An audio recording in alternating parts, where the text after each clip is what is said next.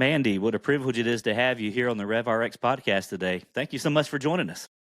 Thank you for having me.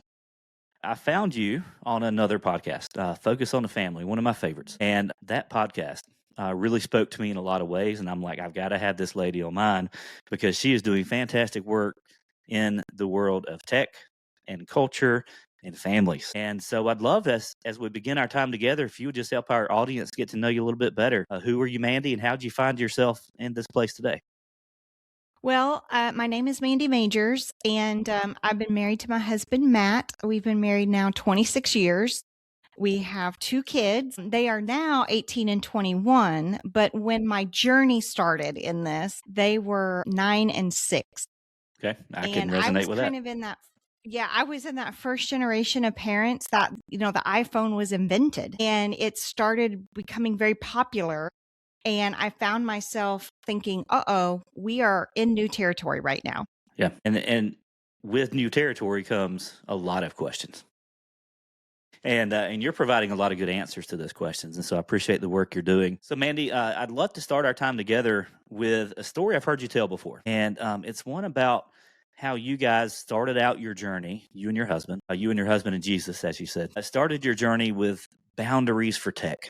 And you said, we're going to have no tech. Our kids aren't going to have access to this. But then as you begin to pray through this, you became sensitive to the fact that maybe that's not the best way forward. So can you describe that and kind of how you began your journey? Because the funny thing is we're raising kids in a world that no other generation of parents has faced. And it's kind of a lot of trial and error, isn't it? So how did you begin, and then how did you pivot, and what did that look like for you?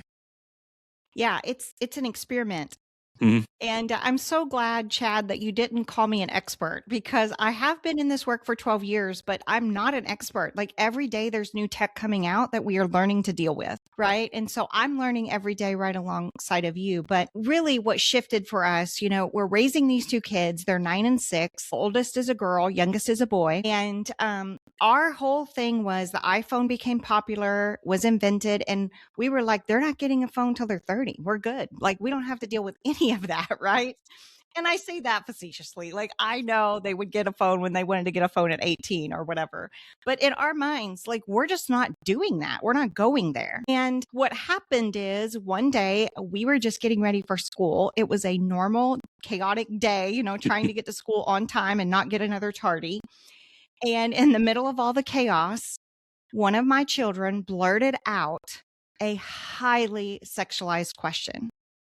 And when I say highly sexualized, like this was not where do babies come from. I would have given anything to have that question. That would have been easy. The thing that my child asked me about, I didn't know it existed till I was a 19-year-old college student. So I froze and, my mama brain is like, what has this kid been exposed to? Why are they, why is my child asking about this? I immediately felt like my child's innocence was stolen, like immediately, like just this gut punch, and had no idea how to respond in age appropriate terms to that question because we hadn't even covered the birds and bees yet. We hadn't even covered how babies formed. And so I gathered myself up and I just said to my child, thank you so much for asking me. It's what I always want you to do when you're curious. But we're going to be late for school. So we've just got to talk about this later. And buy you some time. I had to buy myself some time. And what I found out through the days and weeks that, happened after was that another child had watched a pornographic video at home and he shared graphic details at school. And phones were not allowed in our schools back then. So that was kind of my moment. Like when it happened, of course, I told Matt, we just couldn't believe that our kid had been exposed to porn, graphic porn, without phones. Right. And, through a conversation, but this graphic image was in my child's mind. And that was the moment I realized not just saying no to all technology, not giving it to them, it doesn't really solve the problem. And so we started a journey to figure out, back then this was more 12 years ago. Mm-hmm. Nobody was talking on this issue. I went to my church. I said, hey, I need help parenting technology. You got a group for me? And my women's director literally started crying and was like, we've been praying for somebody to start a group. It's you. And You're I'm it. like, whoa. I don't know what I'm doing. Yeah. And Got more she was questions like, than let's answers just, at this point. Yeah. yeah. I mean, it's an experiment, like you said. So we started a group. It was 20 moms in the beginning, and it grew to 200 in 3 semesters. And that's when my church came to me and said, form a nonprofit. We want you to go to every church and school that would have you.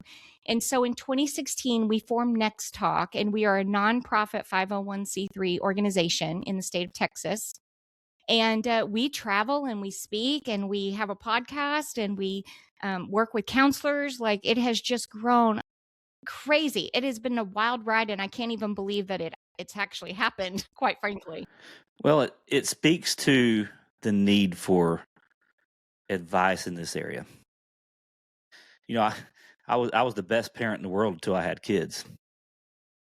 We always think we know what we're going to do. And I think, I say that in jest, but a lot of times we think we have a game plan. But what do we do when things happen outside of our control? And that's exactly what happened with you guys. And we're starting to see some of that too. We have a 4, 6, and 9-year-old, so around the same age as what you're describing. And I mean, there's so much. There's only so much you can block. There's only so much you can fortress them. They're just gonna be exposed to some things, and it hurts your parent heart. But there are some ways we can go about handling that. I mentioned earlier, we're raising kids in a world where no other generation of parents has faced.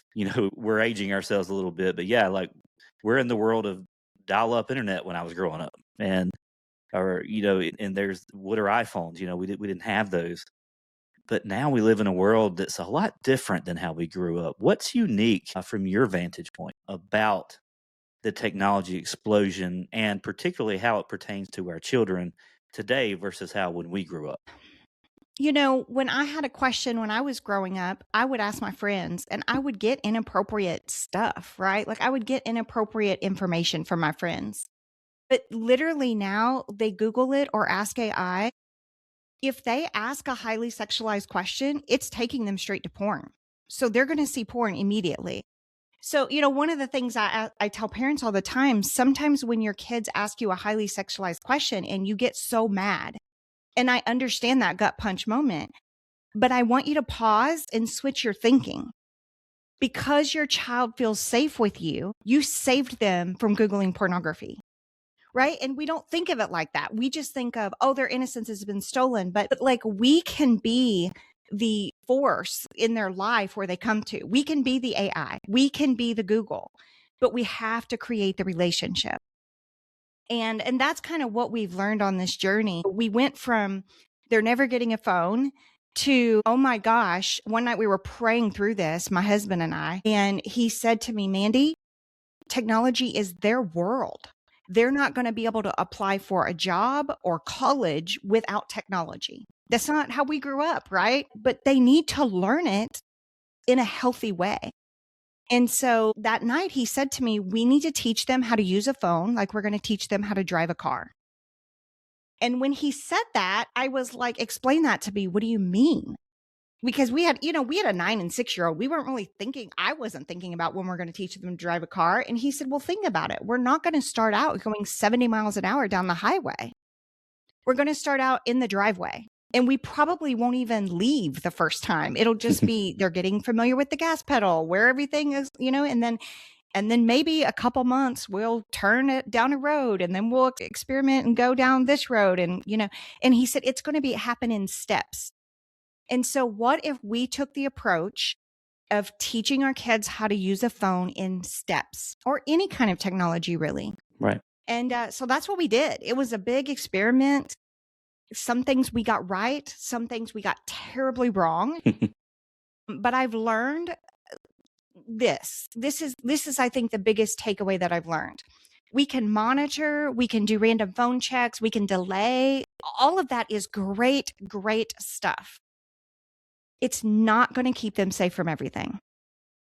But the thing that will is a healthy relationship. When they feel safe coming to you and saying, Mom, I heard this new word on the playground. Mom, I was on the bus and somebody showed me this on their phone. Because because no monitoring app is going to catch that, right? Mm-mm. But the relationship will. And I found that solution actually, and it's straight from scripture. I mean, I didn't come up with it. This is the Lord, but it's Deuteronomy 6, 6, and 7. Teach your kids these commands I'm giving you. Talk when you're on the go, when you're at home, when you're getting up, and when you're going to bed. The Lord literally gives us 4 key times to talk with our kids. And what he's saying there is, I want you to create a culture of open communication where you're talking about everything. And in this digital world, that is so important because they get online and they have the opinions of the entire world. Hmm. And so it has never been more important to create this relationship. But I would say to you and other young parents, like, I know it's overwhelming, but if you focus more on the relationship building than the time you're researching Wi-Fi routers, like trust the Lord's solution, Yeah. you're going to see the fruit from that. That's so good, and it's counterintuitive a little bit because I think our first inclination, particularly parents of faith, like we want to send our kids to Christian school, and we want to make sure we're surrounding them with people that we know and that we approve of, and there's just going to be things that are going to slip through the cracks. It's going to happen everywhere, and we can't control that. And the first instinct, I think, is exactly what you described. It's that gut punch, and it's the anger. Somebody stole our kids' innocence, and then you start playing the blame game, right? Is it the school's fault, or is it who did this to them? But God, it's almost like He knows what He's doing. It's almost like His word is truth, and I say that, of course, jokingly, because we know it is. In a world full of misinformation and full of lies and full of confusion, we need to go back to that truth. And part of the Shema passage, Deuteronomy 6, is one of my favorites. And he says, talk to your children about the truths of God. And all those times of the day, in other words, all the time, you should have this constant, ongoing, talking relationship. And I love that because that's not our first instinct. Our first instinct is to protect. So getting into some of the practical applications of this, one of the things that you say is protection starts with conversation. Protection starts with conversation. And what does that look like? How can we foster this relationship with our children that's not so fear-based? Because I think a lot of times they think, okay, well, if I tell mom what I saw, they're going to take my device.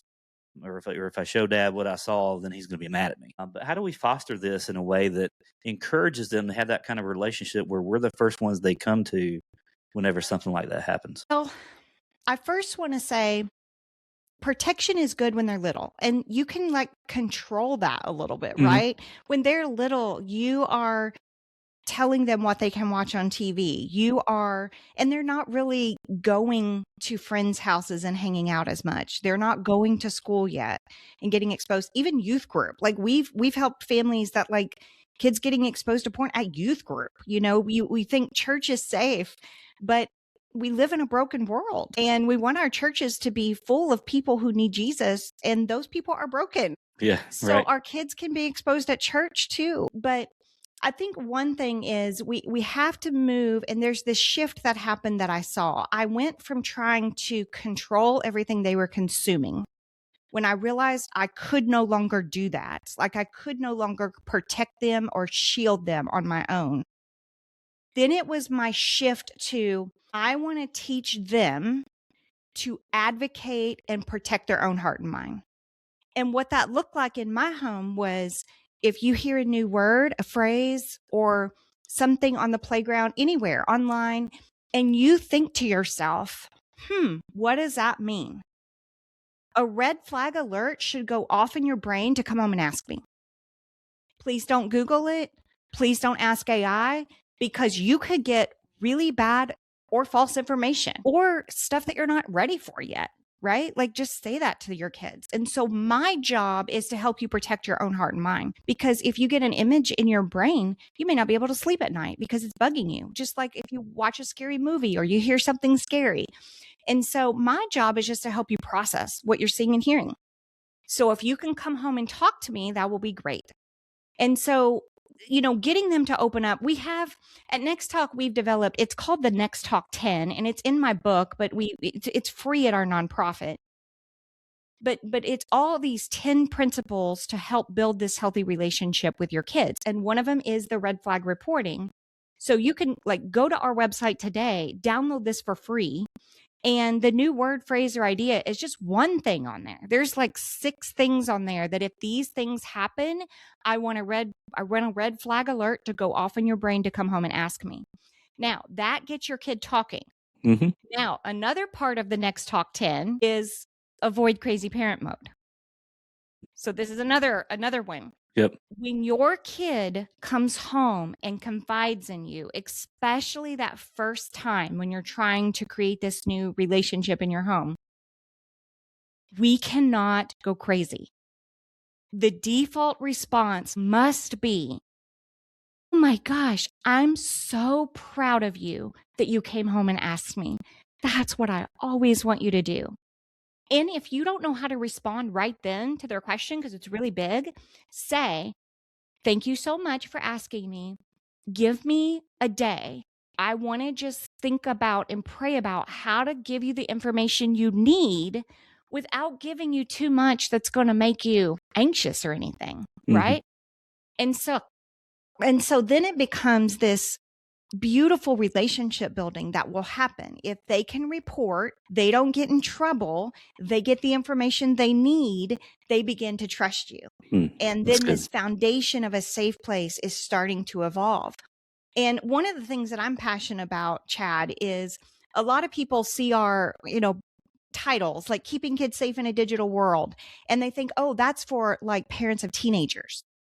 No, I am wanting to reach parents of 3, 4, and 5-year-olds because if you implement this red flag reporting at 3, 4, and 5, it is going to make a night and day difference when they finally do earn a phone in the future. And you're teaching them how to use that phone like you're teaching them how to drive. And that's so wise. And a lot of the responsibility falls on us. You're exactly right. What comes to mind is responding instead of reacting. I think that would be an approach that we could think about that as, okay, let's respond to that question. Let's respond to that red flag report instead of react to it. And I think that's something that we can own and we can take part of and we can have responsibility there.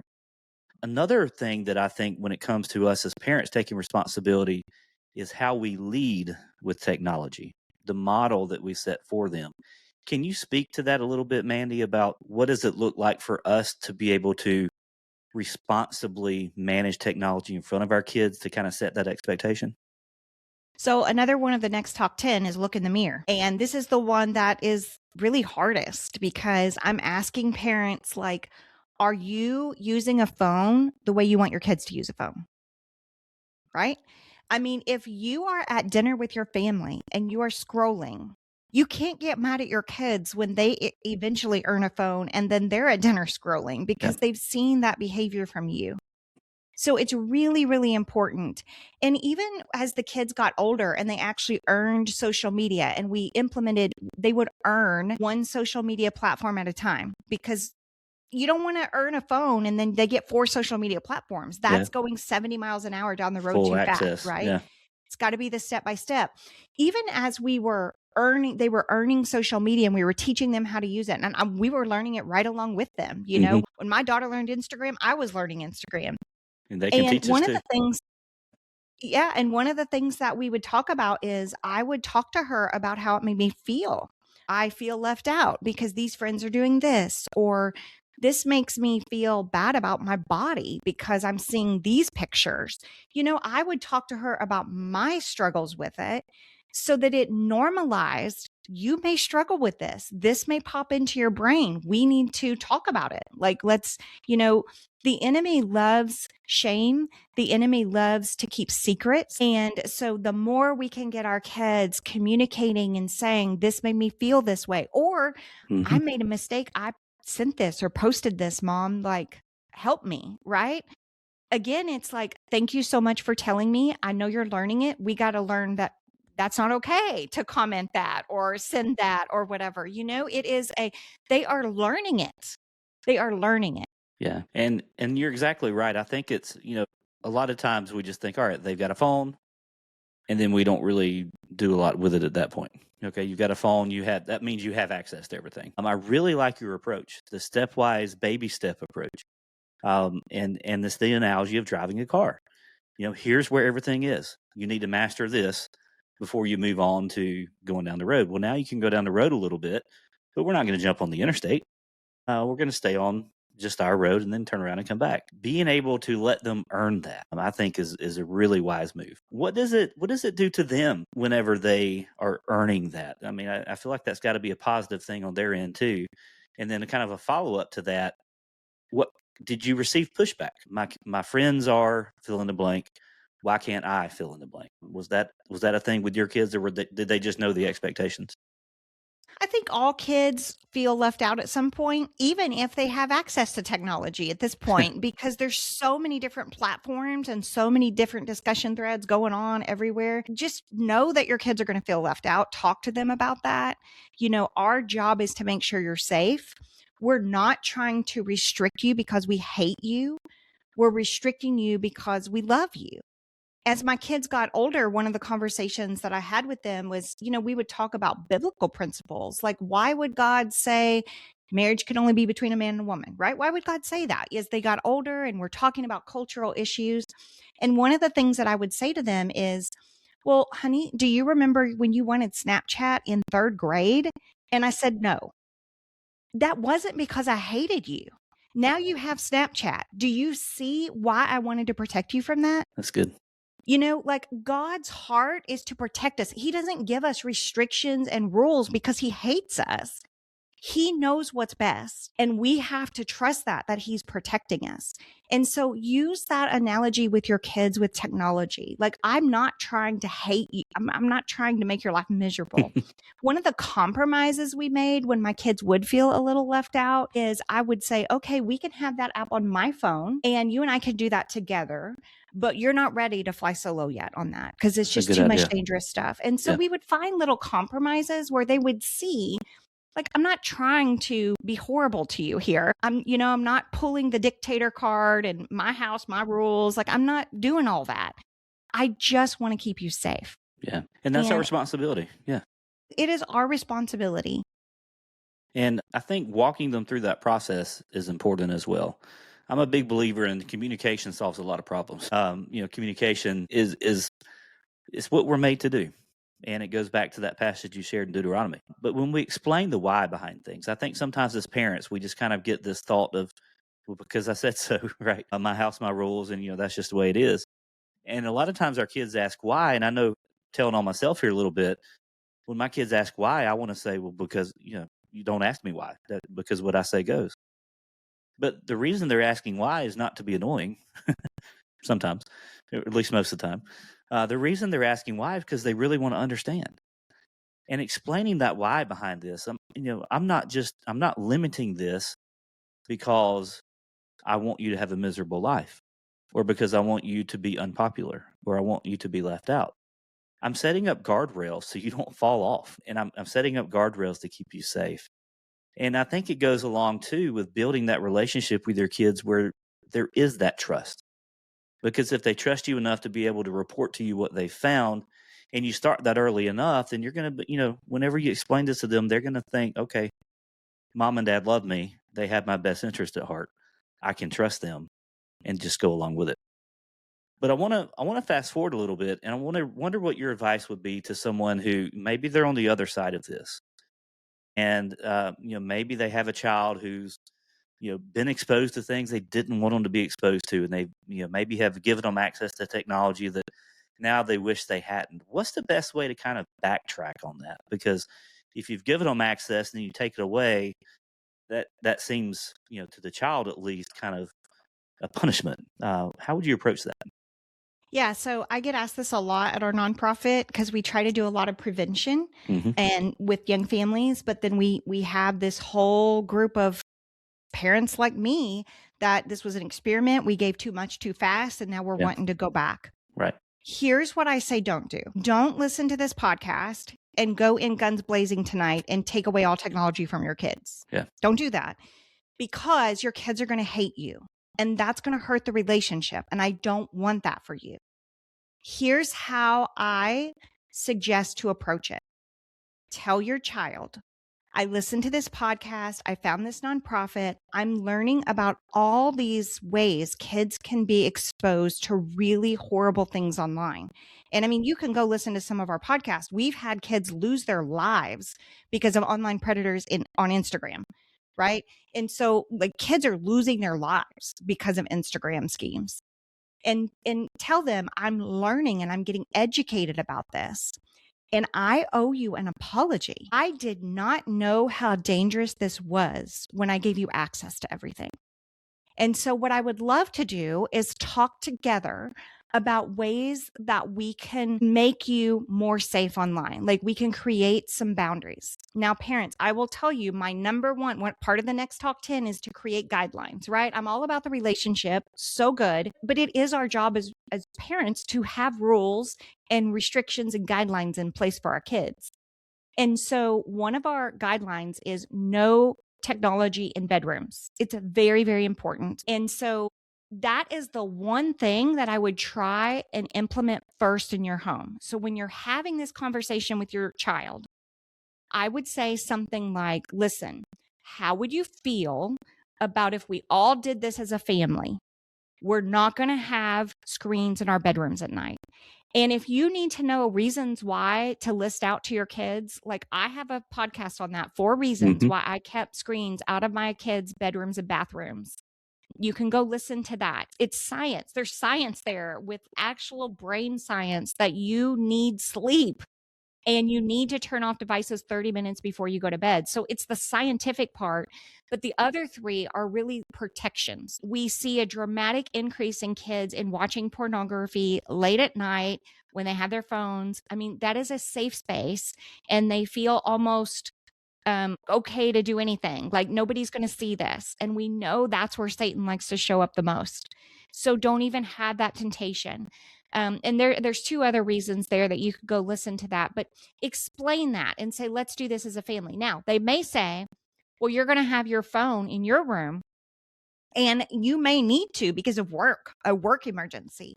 I've explained that to my kids before. My phone is near my bed because of work emergency. And now I have a college daughter, right? And so my phone's going to be by my bed in case she needs me. But I'm not scrolling Instagram at 2 a.m. That's not what I'm doing. Yeah.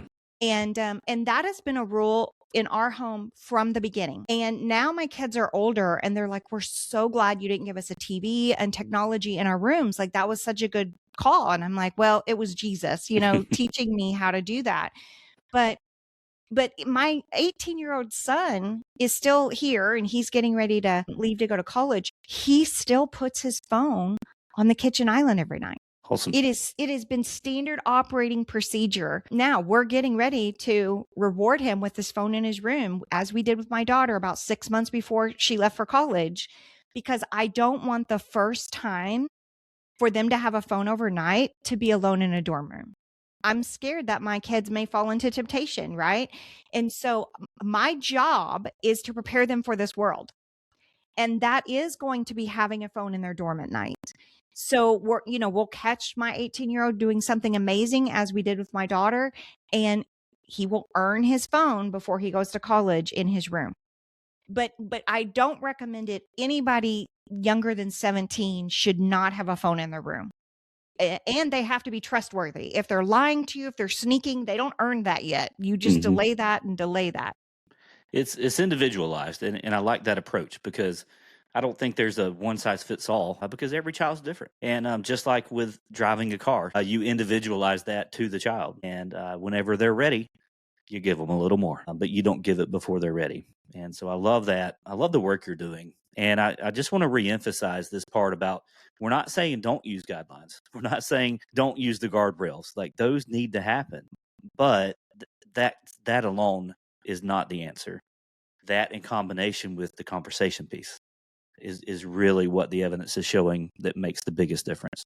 Mandy, one last thing. If we've got some guys out there that are just kind of struggling with this, what's one simple next step that you could give them to lead their family well in this digital world? Well, no matter where you are in this journey, if you're pausing and you're thinking, I need to do something different, I don't like my plan that I have, I would say get with your spouse and pray. Talk about it. Like, get educated. Figure out, like, go to our website. We have all different things you can do, and think about what is going to be our strategy here. You just need a strategy, and it may look different for your family, but God is going to give you wisdom. Yes. In what your child needs. So, husband and wife being in prayer about this and intentional, very, very important. Being on the same page about how you're going to handle it. Even in co-parenting situation, divorced homes, we need to be on the same page to keep our kids safe. We need to be working together, same rules, digital rules in both homes. So pray about it and get on the same page. Yeah, I love that so much. And as much as you want what's best for your child, God wants it even more. So leaning into Him, He's going to give you what you need. He's good and He's faithful and He's full of wisdom. And if we can plug into that, I think we'll be heading in the right direction. Well, Mandy, can you tell our listeners where to find you, your nonprofit, and of course, I'll put all the links in the show notes as well. Yeah, our website is nexttalk.org. There's 2 T's in there. Are you ready for the next talk kind of thing? Nexttalk.org. And we are most active on Facebook and Instagram. You can find our pages. They're on our website as well. You can DM me there. You can email me through our website. We're here to help you. We are a nonprofit. We have donors who support our work. So if you are struggling or need help or want to know, do you have a resource for this? Reach out and we'll put you in the right direction. We're here to serve families and kids. You're doing extremely valuable work, and so I appreciate you lending your voice to us today on the podcast, and just wish blessings for you and your team that you have working with you. It's important. We need it, and we thank you for the work you're doing. Appreciate you, Mandy. Thank you.